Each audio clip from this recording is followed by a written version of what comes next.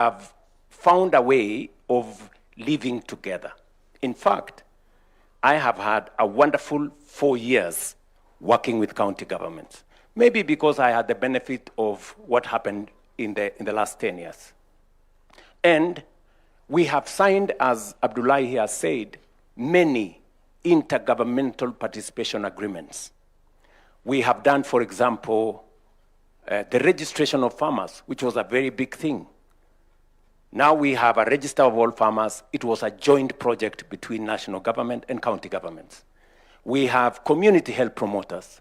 Today, we pay community health promoters jointly. The community health promoters are doing a fantastic job. Today, we have signed an intergovernmental partnership agreement on matters health. I would have chosen, for example, to say health is a devolved function and I should have nothing to do with it. But we sat down with counties and we said there is a role where national government can support counties in delivery of a mandate that is assigned to counties, and that is purely constitutional. The constitutional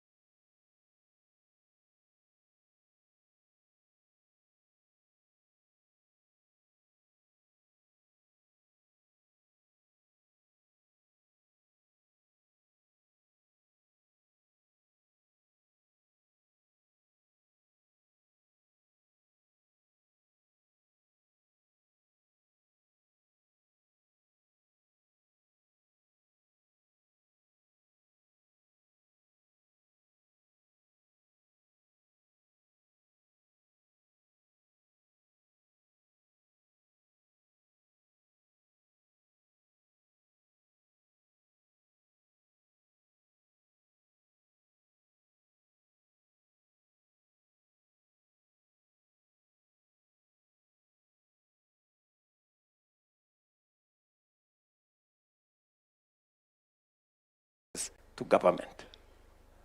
Again, it was to establish a distance between those who wield authority or power, whether they are sitting in parliament or they are sitting in the executive.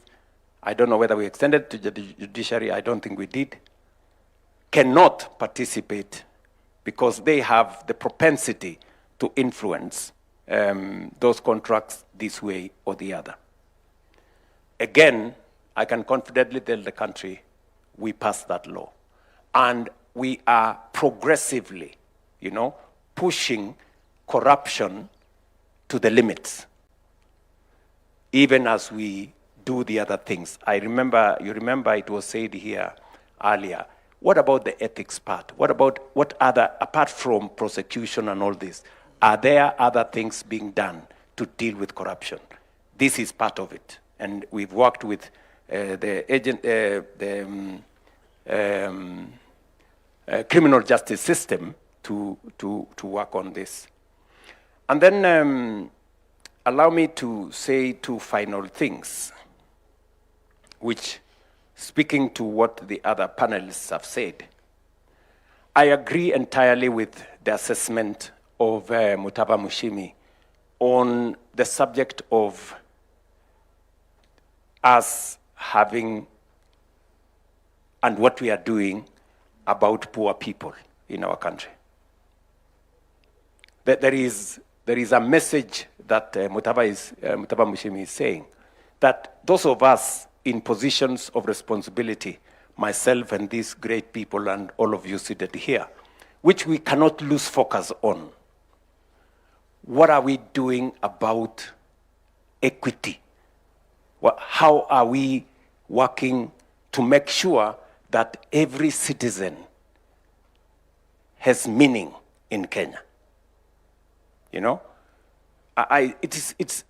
okay, for us to defend our salaries, for us to demonstrate, ask for more salaries, but what about the people who have no salary? What about the people who have no jobs? What about the poor people? This is something that we must pay attention to.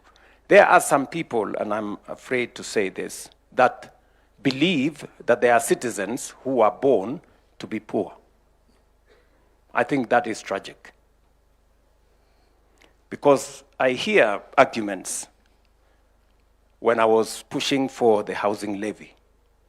And many people were telling me, how is it our business to make sure the people living in slums who have no decent dwelling places, how is it our business to assist them to get decent housing? It's a very, reasonable question. But looking at it from the other side, it's very callous. I mean, it shows how insensitive we are. That we have people who live in slums, that it doesn't concern you that there is a citizen who uses a flying toilet. It doesn't concern, you're not bothered. I mean, you really have to have a heart of stone, not to think about fellow citizens who have to pay to use a toilet. I mean, it is something that must concern us. And that is, I think, what my good brother there was saying. Or a citizen who decides to stay at home, they are sick, but they prefer to stay at home and die because they have no means of getting medical treatment. I think that is something that should concern us. And as a result, it takes me to the place where we've not done very well. We've done very well with what Abdikadir said, political rights. We are a robustly democratic country. We vote whoever we want. We can picket, we can demonstrate, we can do whatever, literally, whatever we want. That we have done very well, and we must credit ourselves for it. But there is the other side of it. What have we done to make sure that every child will go to school? Everybody has medical attention. We have decent housing. We have eliminated hunger. And we have done all the other constitutional commands. That is the place that we haven't done very well. And that is where we must focus going into the future. And that is why I am inviting all of us to have a national conversation, on the future of Kenya, a development charter for ourselves, so that we can enjoy our democratic rights, but also make sure that every citizen lives a dignified life. I think these are the two, sides of what we must achieve.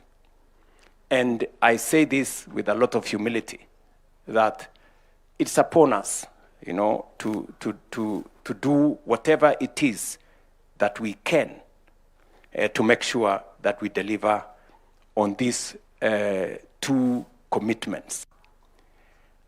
Let me say this. Our right to choose, our democratic right to choose,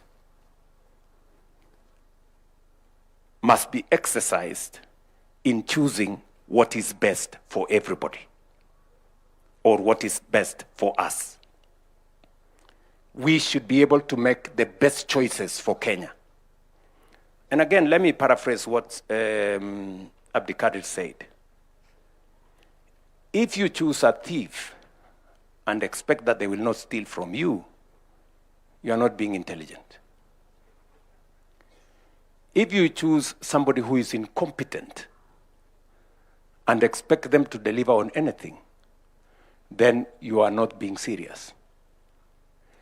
If you choose a person who has no vision, who has no plan, who has no agenda, and expect them to take your country anywhere, then you are not being serious.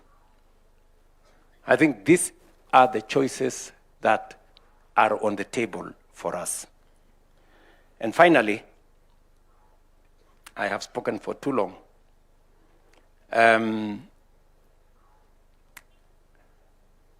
why I like this meeting, and it is good that we are talking about our constitution in a forum like this, that intellectuals are present, is that Mutava Mushimi can say some of the things politicians cannot say. And Abdikadir can say some of the things politicians cannot say. And my good bishop can also say some of the things that are difficult for politicians to say. But they must be said.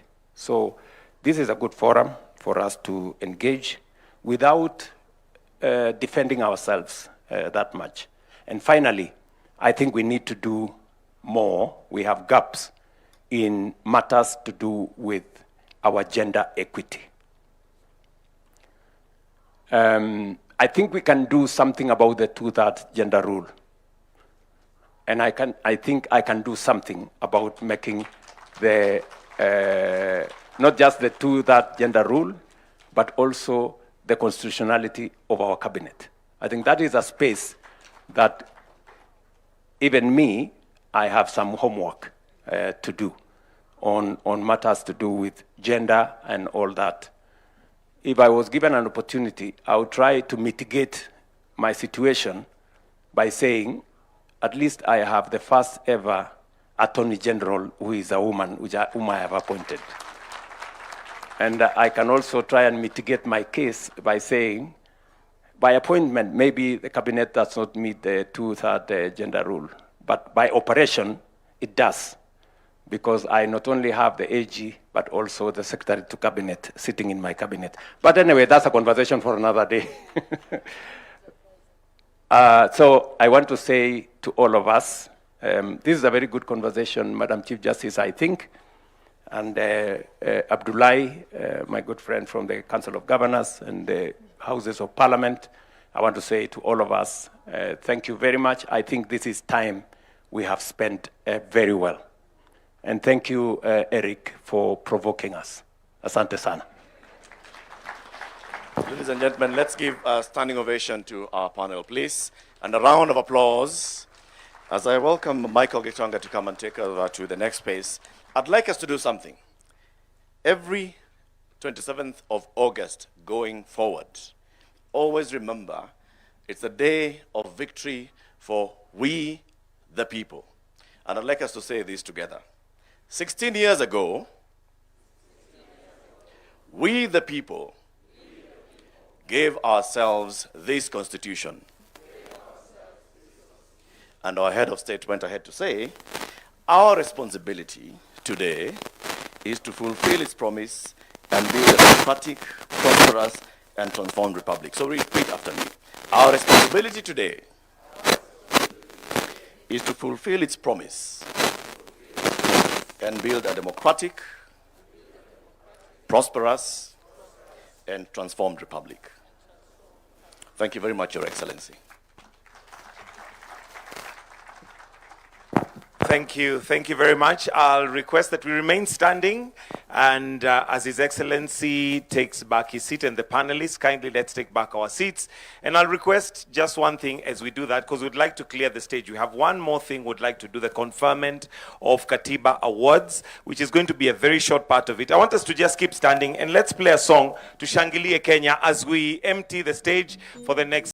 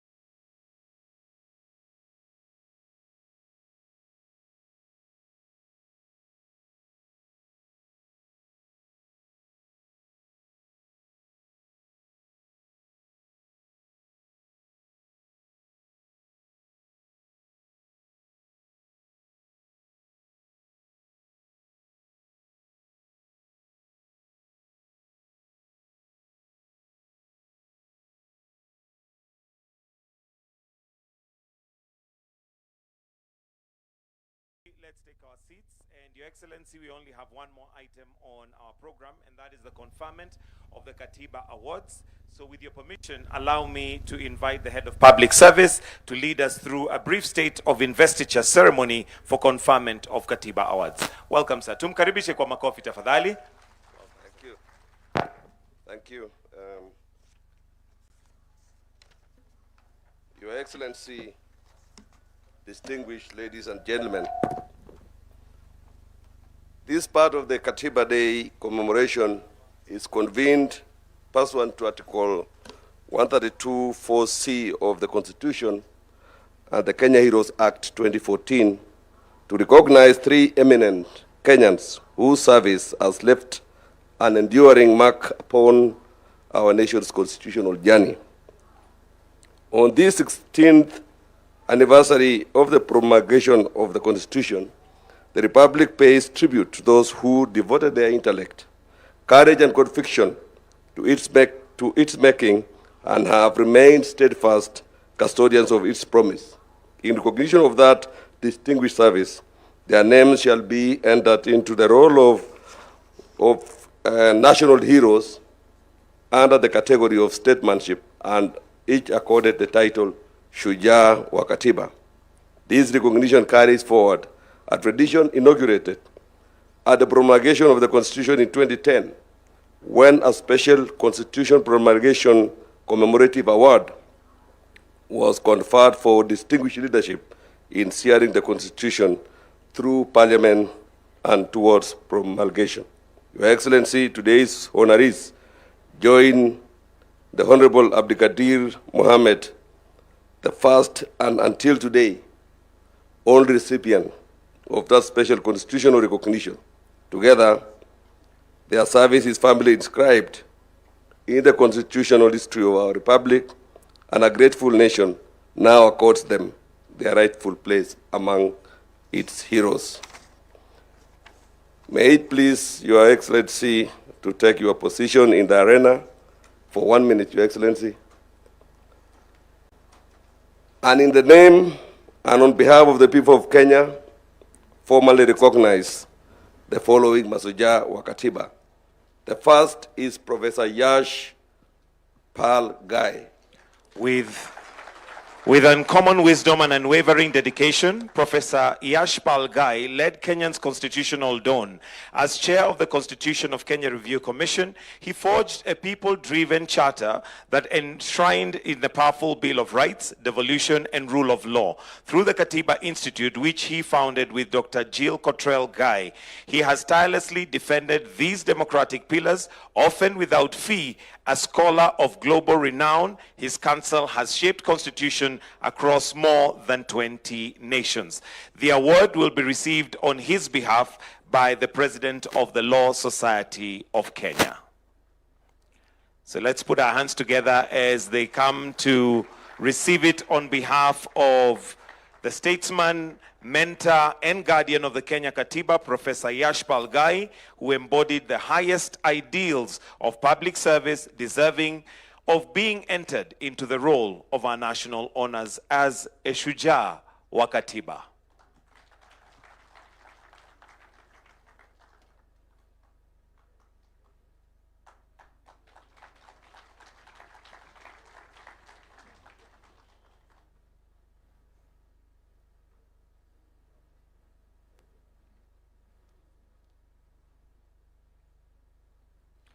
Thank you. Thank you. The second person to receive this award is the Honorable Dr. Willie Mutunga, Senior Counsel. With fearless principle and lifelong commitment to justice, Dr. Willie Mutunga stood at the vanguard of Kenya's democratic transformation. As for the first indigenous Kenyan to teach constitutional law, he nurtured generations of legal minds. He gave voice to the voiceless through the Kenyan Human Rights Commission and Kituo cha Sheria. As the president of the Law Society of Kenya, he became a steadfast champion of the multi-party democracy. As the inaugural Chief Justice under the new constitution, he reformed the judiciary with integrity by professionalizing its ranks, combating corruption, and issuing the Mutunga rules that anchored the constitution. A round of applause for Honorable Dr. Willie Mutunga.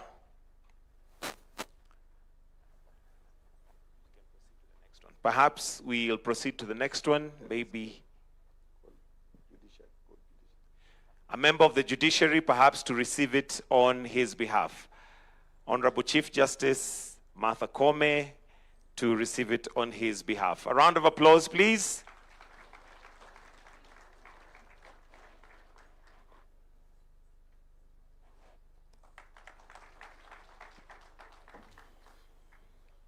The third and the final Shujaa wa Katiba is Professor Wanjiku Kabira. With intellectual rigor and unshakable commitment to women's empowerment, Professor Wanjiku Kibira helped give Kenya its transformative constitution.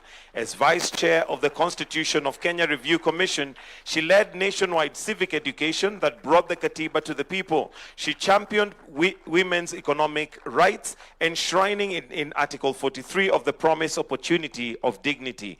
As a professor and founder of the University of Nairobi's African Women Studies Center, she cultivated generations of women's leaders and now shapes the nation. Scholar, advocate, and architect of equality, Professor Wanjiku Kibira stands as a beacon of justice and progress. For her immense contribution, she is entered into the role of National Heroes of Shujaa wa Katiba.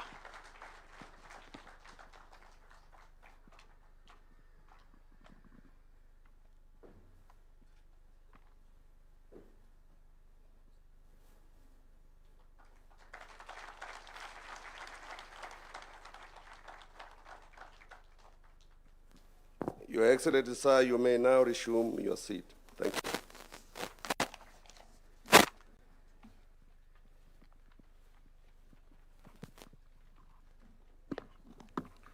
We are now getting closer to the end of our session this afternoon, well, which started literally 6 hours ago. So 6 hours of sitting through this. You need to give yourselves a hand. Also as Mashujaa wa Katiba for that protection of the Katiba. Your Excellency, sir, it is now time for us to retreat of the instruments of state. So I'll request that we be upstanding as we retreat the instruments of state. I invite the band to give us the song as we now withdraw the instruments of power that are here before us.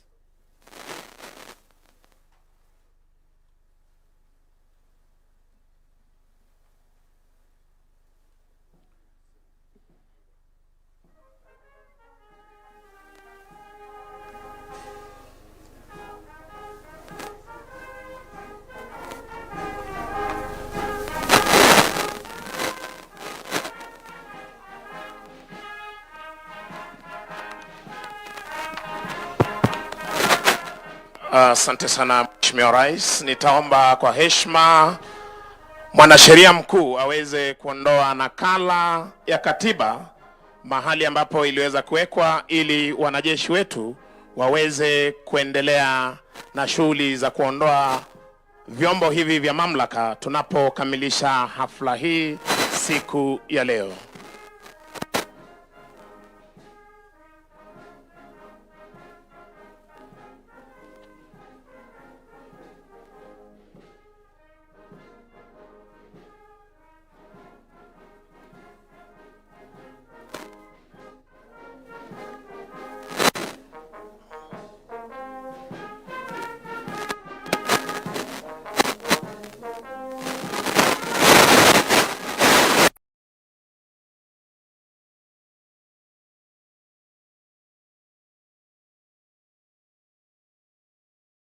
Za kujiuliza ni kwa nini katiba ya Kenya inaondolewa na mwanasheria mkuu. Kenya ni nchi ambayo inatawala ama utawala wake ni wa kiraia.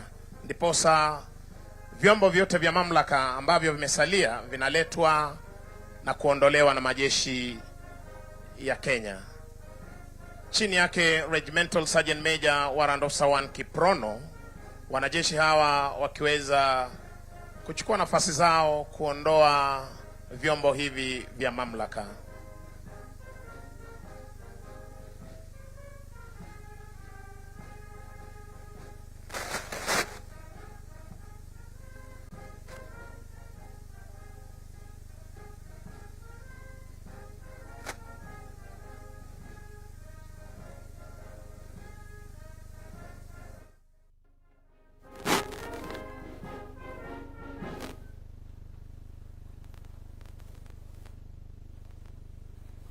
Ukiweza kutazama Mheshimiwa Rais, hapa awali ni kwamba muhuri huu wa umma ni muhuri mzito ambapo utaweza kurejeshwa, utaweza kufunika kisha vyombo vingine vya mamlaka viweze kuondolewa.